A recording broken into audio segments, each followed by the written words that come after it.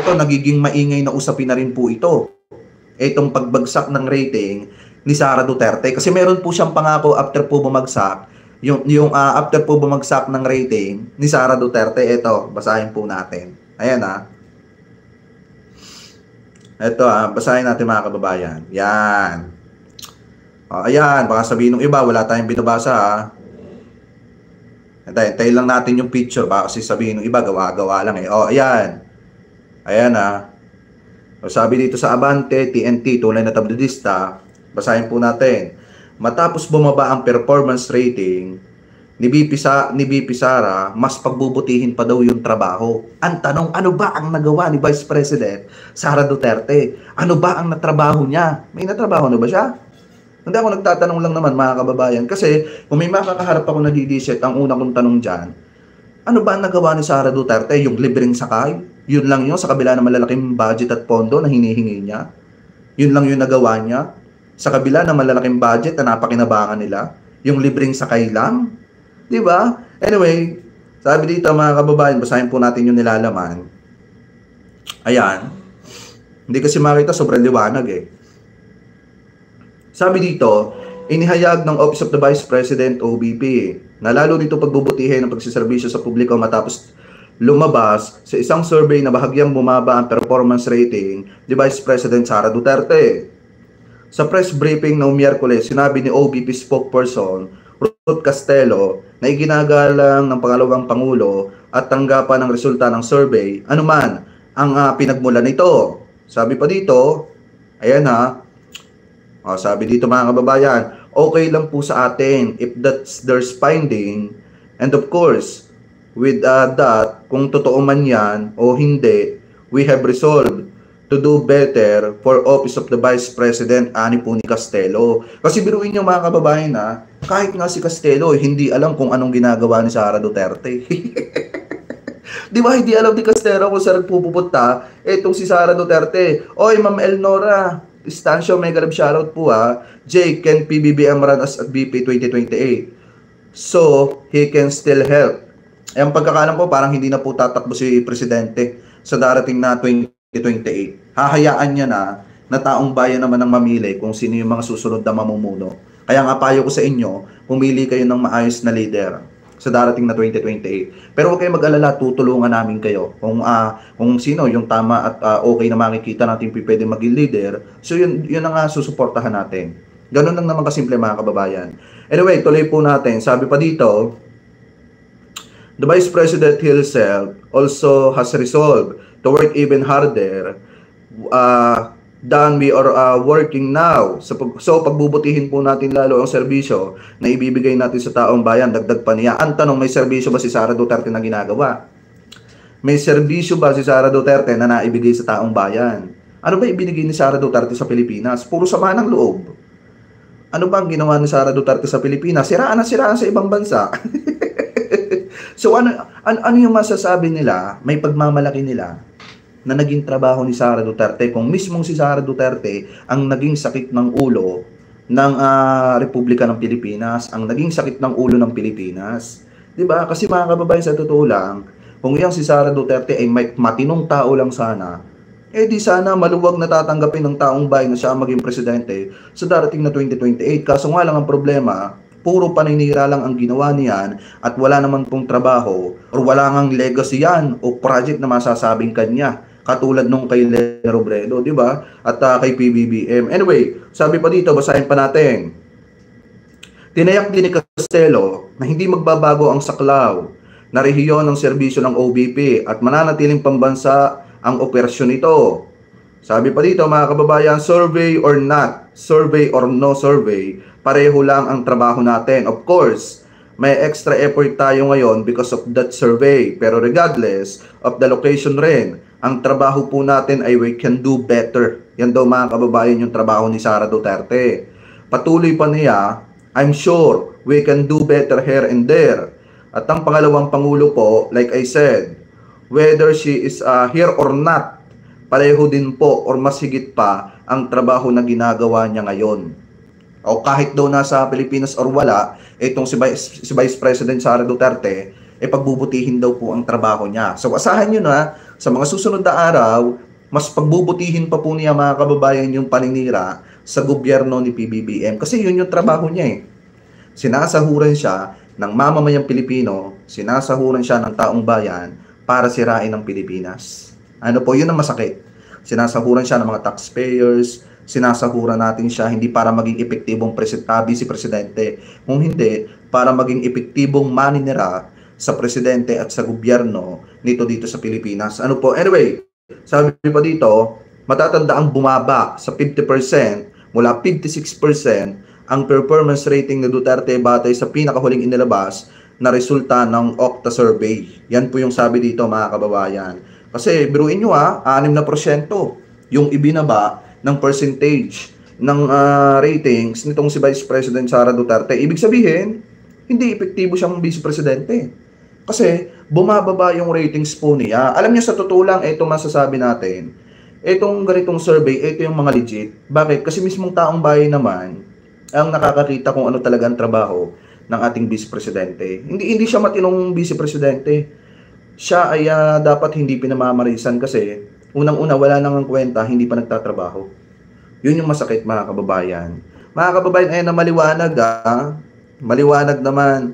Galing po yan sa Abante. Sinasabi dito na pagbubutihin pa daw. Matapos daw bumaba yung rating sa survey ni Vice President Sara Duterte, mas pagbubutihin pa daw niya yung pagtatrabaho po niya. Ayon naman po yan. Ayon po yan sa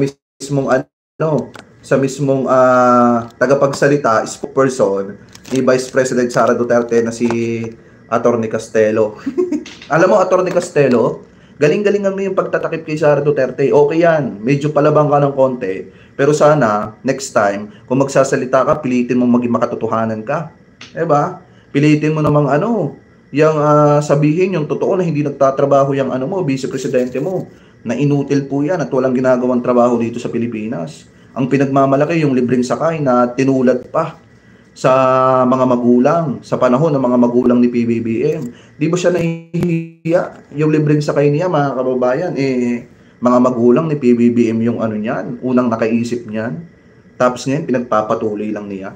'Di ba? Tapos yung anak sinisiraan, 'di ba? Anyway, shoutout po So yan mga kababayan, para sa akin, much better na pagbutihin niya ang kanyang trabaho kasi sa totoo lang mga kababayan,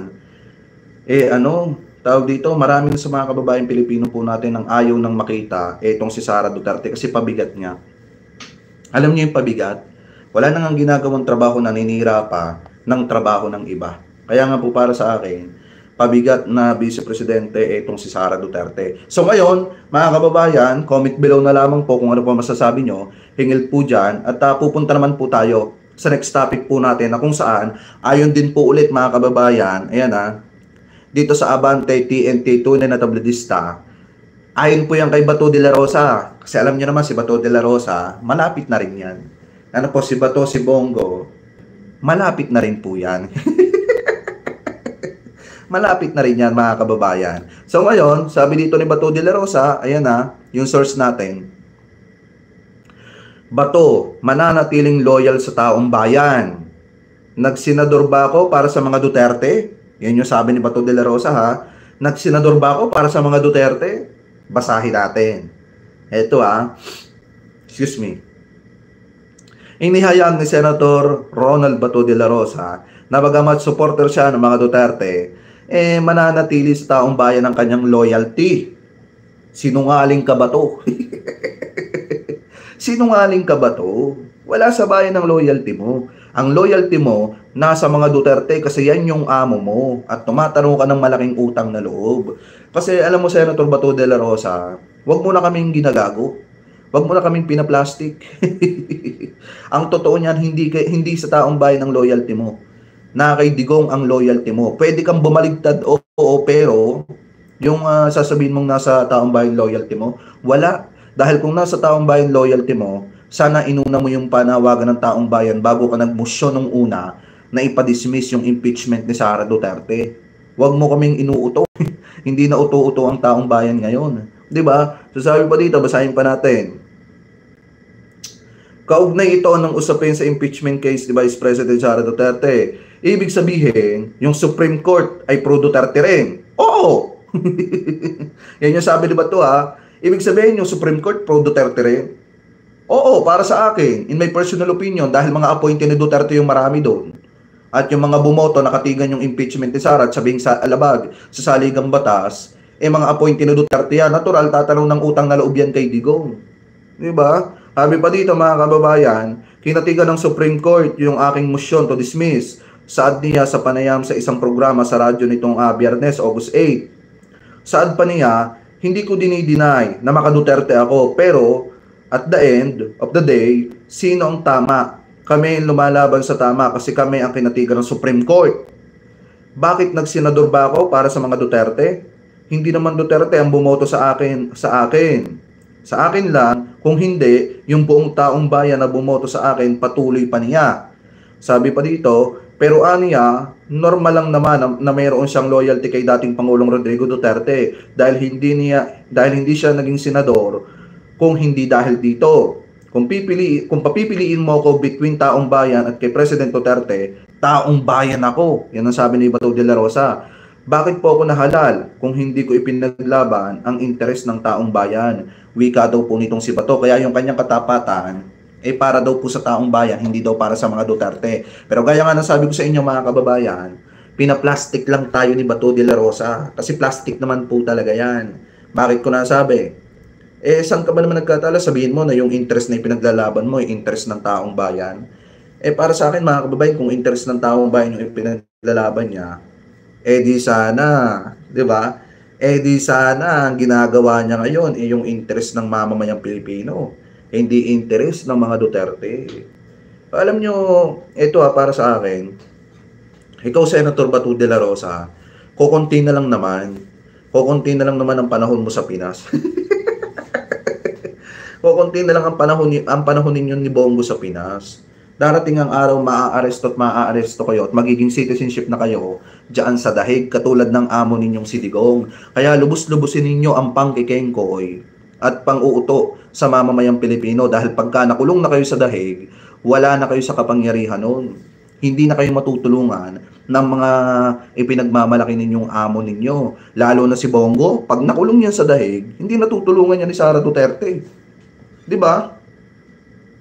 Kasi sa totoo lang, wala naman nga talagang pakialam si Sara Duterte dyan. Oy, Ma'am Chris Rose Babe, may galab shoutout po ha.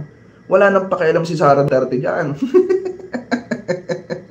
Kaya nga ang mangyayari dyan mga kababayan, makukulong si Bongo nang walang kalaban-laban dyan po sa dahig. Abangan nyo lang. At yan din mga kababayan, yung hinihintay po natin yung dumating, yung time na makulong niya si Bongo at yung si Bato de la Rosa. Kasi masyado na po nilang gamit ang mamamayang Pilipino para po sa mga pangsarili po nilang interest. Alam nyo, ito baka yung iba magpadala kayo sa pang-uuto ni Senator Bato de la Rosa. Isipin nyo na mabuti, iisa-isahin ko pa ba? Kung tapat sa inyo si Senator Bato de la Rosa, di sana pinakinggan yung hiling ninyo na trial muna bago dismiss. Diba? Kung gusto nilang i-dismiss, sana trial muna. Anong ginawa ni Bato de la Rosa? Nag-motion for dismiss at yan po ay ayon sa kanya, siya nagsabi, at yan po ay kinatigan ng Korte Suprema. Alam nyo, ito rin ang problema sa Korte Suprema Yung sinasabi nila na pinagbasihan nilang balita galing po sa ABS-CBN, ngayon itinatanggi ng ABS-CBN. So, ibig sabihin, fake news ang Korte Suprema. Di ba? Yan ang problema sa Korte Suprema. Kaya nga para sa akin, yung ginawa nilang hatol sa impeachment ni Sara Duterte, dapat respetuhin. Pero para sa akin, mga kababayan, hindi po katanggap-tanggap yan. Masakit tanggapin yung desisyon na hindi pabor sa taong bayan. Masakit tanggapin yung desisyon na pabor sa interes ng mga Duterte. Kaya para sa akin mga kababayan, pwedeng respetuhin pero mahirap po tanggapin. Kaya nga ito, payo ko kay Senator Bato de la Rosa, lubos-lubusin nyo lang ang paglalaro nyo dyan sa kapangyarihan na ipinagkaloob sa inyo ng taong bayan. Pero darating ang araw, hindi mo na mapapakinabangan yan. Kasi kapag nakulong ka sa dahig, wala nang bisayang lakas-lakasan ninyo. Diba? Ngayon, malakas kayo, pero pagdating ng araw na sumunod kayo sa amo ninyo dun sa dahig, wala nang wala nang bisayan doon. Hindi na uubra yung padrino system doon. Kaya nga takot na takot yung mga yun makulong. Ito nga yung nakakalungkot, ito pa nga yung nakakatakot dyan eh. Pagka nakulong si Bato de la Rosa sa Dahig, pwede siyang inidigong. Pwedeng sabihin ni Digong, mga kababayan, ang inutos ko lang naman, sugpuin yung ipinagbabawal na bato sa Pilipinas. Iba naman ang inimplement at ginawa niyang si Bato de la Rosa kasi yan yung PNP chief ko. Ang ginawa niya, itinumba niya yung marami sa mga kababayan Pilipino natin. Ang sabi ko lang naman, yung i-implement yung paglaban sa ipinagbabawal na bato sa maayos na paraan. Yan, mga kababayan, yung dapat katakutan ni Bato. Yung idiin siya ni dating Pangulong Duterte sa kaso nakasabwat siya. Diba? Anyway, mga kababayan, kayo, ano po masasabi ninyo? At ano po ang komento ninyo hingil po dito sa topic na ito na tinalakay po natin? Ano po masasabi ninyo, mga kababayan, sa sinasabi ni Senator Bato de la Rosa na yun daw pong kanyang loyalty nasa taong bayan daw at wala daw po sa mga Duterte? Ano yan, Senator Bato de la Rosa? Nililigawan mo na ba ang taong bayan at inilalaglag mo na ba ang mga Duterte?